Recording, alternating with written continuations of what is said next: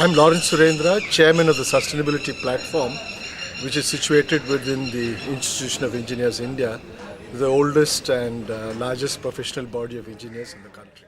Sustainability Platform basically, as it says, is a platform. It's a place in which people should come, engineers and non-engineers, exchange experiences, not only experiences, but also knowledge bases that are built, innovations that are done. And I mentioned specifically stress on innovations because we think only establishment scientists and establishment institutions create innovations.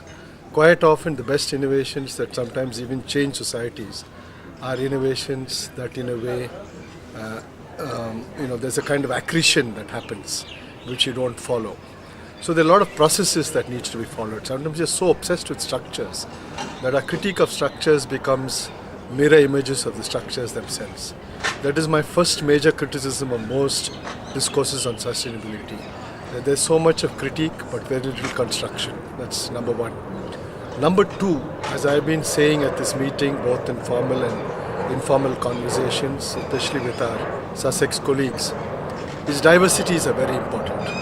Diversities create, to me, a sense of magic, a sense of creation, and very innovative ways in which our own brains connect with the possibilities, which is what sustainability is about. Because the possibilities exist out there, but we're not connecting the circuits. So diversities are very important. And I'm little concerned in India, given the power balance in India, where there is so much domination of the capital, of the institutions in the capital, and the kind of inequity even in the way resources are used, that you're already on a wrong track on sustainability if you're not connecting from a point of view of how do you take care of the inbuilt inequities in the system. Like, for example, I come from a state university. I am used to this, I've been many times here, but if a young student of mine were to come here to JNU, will be shocked and awed, maybe even disillusioned, to say, here am I struggling with no funds at my state university, and look at the kind of resources these people have. I'm not saying they don't do good work, they do good work. But doing good work is not the reason for continuing inequalities. That must be addressed, where resources are shared equally and things are done. So this is at the level of academic institutions. But we have to talk about practices.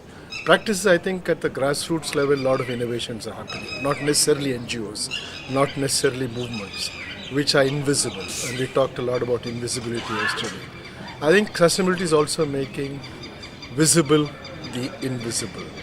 And thirdly, I believe that we should talk to the self-interest of people.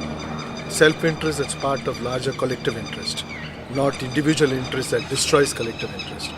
Because a lot of the sustainability talk, which originates from a kind of environmental awareness talk, is too much situated in altruism. And often that altruism becomes hypocritical because institutions take care of their self-interest but want other people to be altruistic. And not naturally, poor people ask you, oh fine, you've got all the comforts in life, so you are asking me to eat less, consume less, produce less and so on. So the discourse itself has to be changed, which means, to just conclude, it's a design problem. And we have to talk about design problem and see how can we completely redesign the way we think, the way we relate, and the way we communicate. And to me, somewhere in that equation, sustainability will happen.